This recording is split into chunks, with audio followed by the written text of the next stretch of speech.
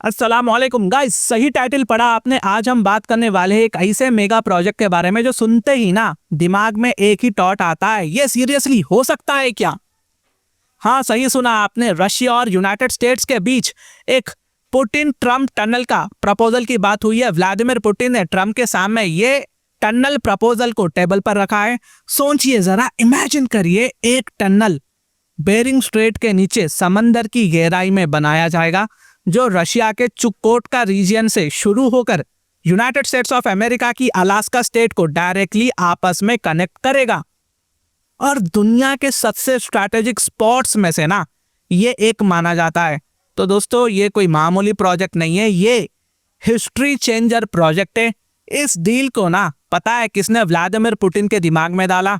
Kirill दिमित्रिव। जी हाँ, इस idea को किरिल दिमित्रिव ने निकाला है, जो रशिया के डायरेक्ट इन्वेस्टमेंट फंड के सीईओ भी है। अभी ये इसकी पोजीशन होल्ड कर रहे हैं रशिया में।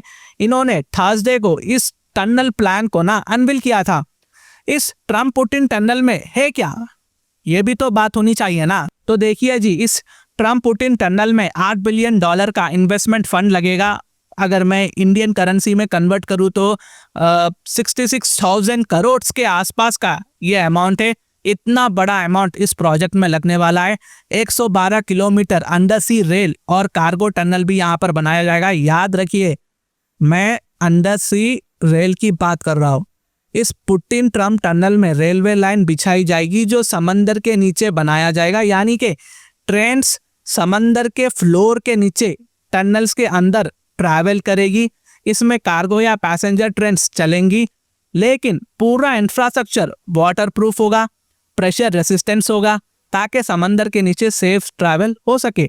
आप इमेजिन करिए, सोचिए, ये कोई नॉर्मल रेलवे लाइन तो नहीं है, ये एक मेगा टनल प्रोजेक्ट है जो समंदर के नीचे 112 किलोमीटर लंबा होगा और 3 कॉन्टिनेंट को ये आपस में जोड़ेगा।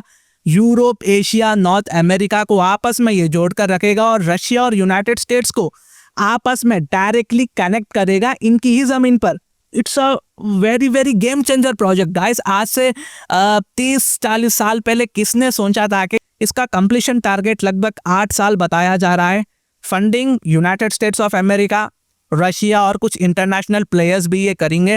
लेकिन ना, अभी आपके दिमाग में ना एक सवाल आना चाहिए कि ठीक है जी, व्लादिमीर पुतिन ने ट्रम्प को ये ऑफर दे दिया, अच्छी बात है, दिया, लेकिन ट्रम्प का रिस्पॉन्स कैसा है वो तो बताओ, क्योंकि यूक्रेन वॉर चल रही है ना। तो देखिए, ट्रम्प ने बोला, पुतिन तुम्हारा आइडिया तो इंटरेस्टिंग है, मुझे बहुत पसंद आया, लेकिन मुझे सोचना पड़ेगा। ऑफ कोर्स ट्रम्प है ना ये। फिर जब ट्रम्प कुछ दिन बाद ज़ेलेंस्की से मिलते हैं तो ट्रम्प यहाँ पर अपनी उटपटांग हरकतें करना शुरू कर देते हैं। ट्रम्प ने ज़ेलेंस्की से हंसी मजाक में ट्रम्प पुतिन टनल के बारे में ओपिनियन पूछा, और ज़ेलेंस्की ने क्या कहा पता है? ज़ेलेंस्की ने कहा, मुझे ये आइडिया पसंद नहीं है। बेसिकली ट्रम्प के मुंह के सामने ज़ेलेंस्की ने ये बात कह दी। फिर ट्रम्प को करना क्या था? ट्रम्प ने अभी हंसी मजाक में ये रिएक्ट कर कर ख़त्म कर दिया इसको। और हाँ, ये आइडिया तब सामने आया जब ट्रम्प और पुतिन ने फ़ोन कॉल किया था और रिपोर्टेडली दोनों ने हंगरी की कैपिटल बुदापेस्ट में मीटिंग प्लान की। जी हाँ, ये दोनों लीडर्स आपस में दोबारा से फिर से मिलने वाले हैं और ये जो मीटिंग है बुदापेस्ट में होनी है, ताकि यूक्रेन के ऑनगोइंग कॉन्फ्लिक्ट्स के सॉल्यूशंस को एक्सप्लोर किया जा सके।